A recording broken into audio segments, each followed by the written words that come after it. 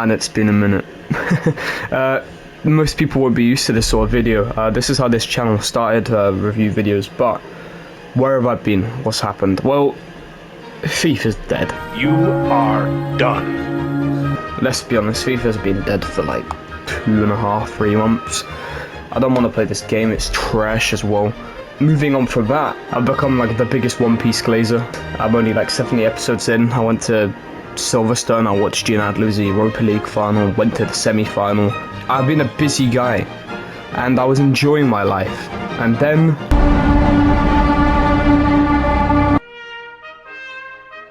oh no, again, another one? I didn't even know we were making another one. Like, I knew we would, but I didn't know it was coming out on my birthday. So I left it on my birthday, and then I scurried over to it a couple of weeks after. Oh man, Squid Game Season 3. People have said this is the worst season out of all of them. I'm about to answer that question for you, but first leave a like, subscribe if you're new here. This won't be the only sort of content we make. Just, if you guys like it, tell me. If you don't, we'll ditch this content for good. This is just to see where we are with this channel. Squid Game Season 3. What are the positives of this? The first 2-3 episodes are actually quite good. The first episode is a nice introductory episode to what's gone on after, obviously, the events of Season 2's finale. It's not a horrible episode, and it ends with, obviously, them going to play Keys and Knives, which is, in my opinion, my favourite game of the whole show. So it gets off to a good start. Showing the aftermaths of how it leaves 4, 5, 6, and obviously the rest of them. And 4, 5, 6 ultimately hating I don't remember this guy's number.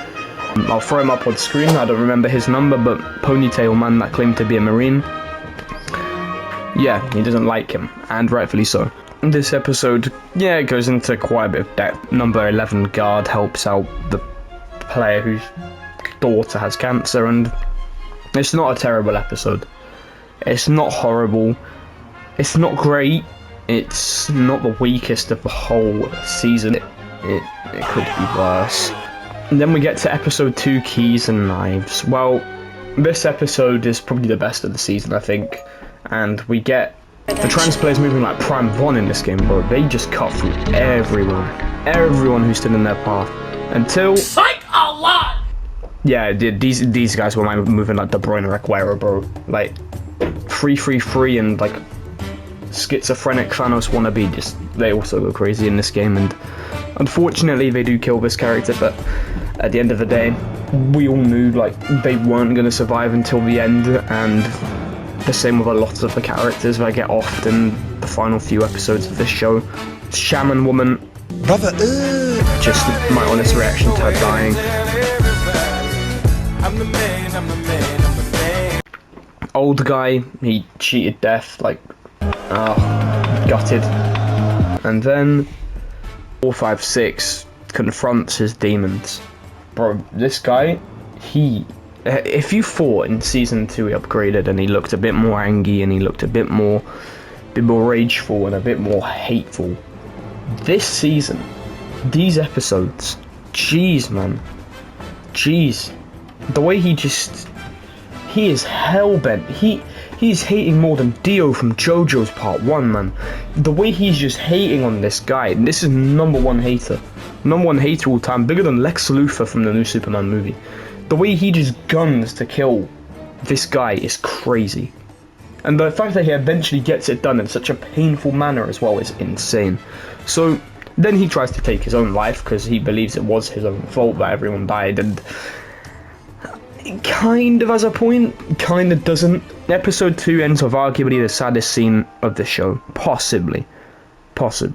Old granny lady kills her son. I was not expecting this. I had the Leonardo DiCaprio like pointing at the TV reaction. I had the speed at the Ballon d'Or and Messi won reaction to this. I did not see this coming. I thought they were going to have to choose, like...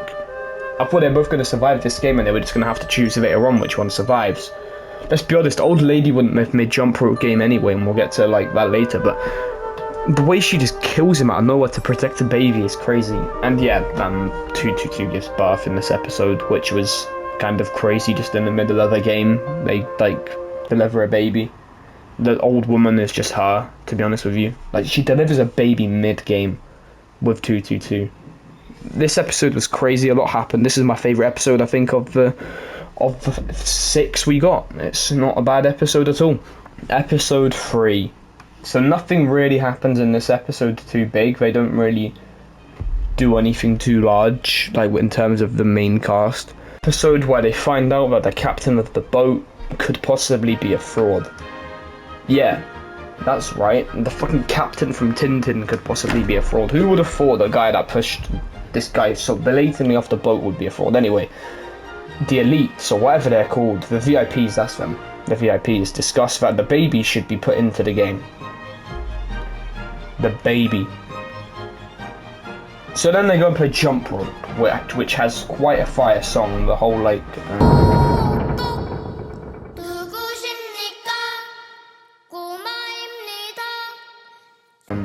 I don't know how it goes, but the song's quite cool. And the game is quite intense. G-Hood is crazy in this. 456, it carries a baby across the game, or jumping over the jump rope, jumping over the ledge. This was an I am him moment, a certified I am him moment for sure.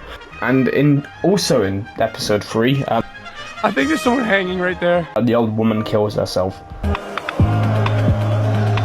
This whole thing was quite sad, but it doesn't matter, because they moved straight on to the next game without even giving a fuck. I don't know why. Except 222, she was kind of sad.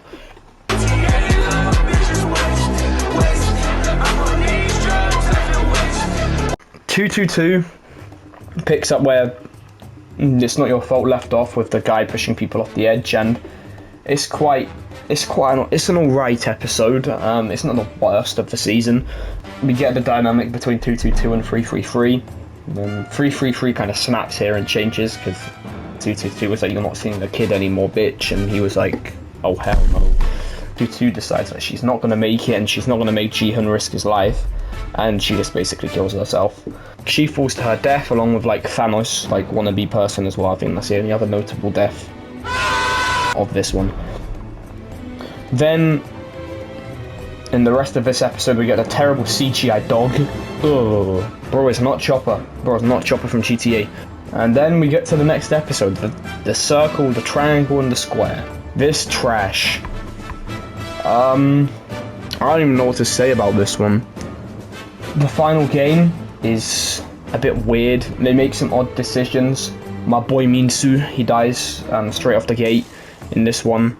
He was kind of a bit schizophrenic all season, wasn't he? He kind of lost the plot a bit. Yeah, he dies. That was pretty sad. I actually quite liked Minsu. A lot of people didn't. Yeah, old guy is a fucking weird bloke, isn't he? Player 100.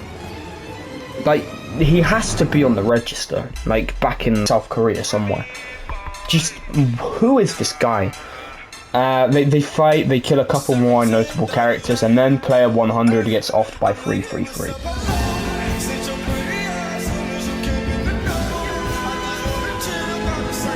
Oh my god. I have never hit a Fortnite emote in my room before, but I was going up and down doing the griddy, bro, when this happened. I think the whole world like shared a dance when this moment happened. This was a moment of rejoice, a moment of happiness, just a moment of unity. This is the closest we would have had to like removing racism and hatred from this planet since Gangnam Style. This was a moment of just sheer happiness and joy for the world to just enjoy. And then 333 tries to kill 456 and his baby. And then we end that episode. The guy that got helped by like guard number 11 has now escaped the island and is heading back to Korea, but oh no, like he's being chased. Who would have thought that they won't let him go easily? And then the final episode, Humans Are. This is the biggest piece of dog shit I've ever seen in my life, but it's not for the reason that it's a bad episode. It's just such an unsatisfying ending. Ji-Hun fights with 333. Doesn't win convincingly, but wins. 333 dies. The other guys make it eventually to the island. The captain guy was shot with a harpoon gun. Ji-Hun makes the choice. Him or the baby. And he could have just chucked the baby off the edge at any moment and just really said goodbye and I'm the king, but He didn't do that, no. He didn't take a turn to the dark side. He jumped off the edge and killed himself. Now, I think this was good, but this isn't the part that's the problem. I didn't have a problem with 456 killing himself to die. What I had a problem with was what happens next. The agent guy finally finds the Squid Game Island after like 3 years or whatever it's been. I don't know how many years the time skip was. As soon as he finds it, it blows up because they've self-destructed it. He sees his brother, he tries to shoot his brother. The brother takes 222's baby, like the front man, and fucks off. Now, the front man has had some really interesting dynamics. I didn't want to mention him up until this point. He's had some really interesting dynamics this season. He tried to help Ji-hun with a knife, which he used in the game to fend off people trying to kill him. And he just overall doesn't seem that horrible of a person, towards Ji-hun at least, on the surface. He completely ignores the agent and just leaves, just bye-bye. The island blows up, and yeah, that was quite unsatisfactory for that specific character. I was quite annoyed. But what happened next? Well, basically, the show is over now. 222's baby is given to the detective that went to the island by his brother, which was quite touching with all of the prize money. It was quite cool, I guess. Se-byuk's parents come to South Korea because they're looking for her. Yeah, guard number 11 goes to look for her, like, daughter or son. I forgot which one it was in North Korea. Or China, it was China. And then I think this was the best moment of the show, and it shows a lot of humanity. Even though this is my least favorite episode, we always get the VIPs, the front man, always shown as like just villainous, nothing else. But no, in this moment we get layers to the front man that we've not seen yet. He basically goes to LA. He gives 456 his daughter his clothes, and he gives 456 his daughter the prize money as well. He gives 2 sets of prize money away. So 456, he tells his daughter that 456 is dead. I don't know, I thought this was really cool. I thought this was just a really nice touch of class, and it just showed a bit more level of humanity and a bit more level of just character development than him just being evil. I thought it was quite cool personally, but I don't know. Then we end on this shit. Squid Game being hinted that it's going to go to America. I will not be watching, to say the least. So Squid Game Season 3 wraps up. It wasn't terrible. People have been calling it trash. I know the CGI and of the dog and the baby was quite ass. I'm not going to lie to you. What would I give out of 10? Because you get few and far in between. You get Starry Night, which was kind of good. It's Not Your Fault wasn't bad, but it wasn't good. A lot of the episodes weren't bad, but they weren't great either. I would go as far to say the season is probably a solid 6 out of 10 personally. I wouldn't really give it anything more than that, especially with the conclusion, and the last 2 episodes just didn't really grip me that much. Let me know what you guys think, but I didn't think it was that great. Critically, I didn't understand why we killed Ji-hun's guy that he didn't like so quickly. I think it would have been better to keep him alive. 2 great positives: they killed the shaman and 100 in this season, but you can only you can take what you take, really. You have to get what you're given, and that's what happened. So we can celebrate that all we like, but overall, yeah, this season wasn't great. It's definitely not the weakest of the 3. I actually prefer it to season 2, which I'd actually probably give a 5. Yeah, that's for me personally. This show's gone on too long. They should have left it at season 1, but that's just my opinion. Let me know what you guys think. Thank you for watching, and enjoy the rest of your day.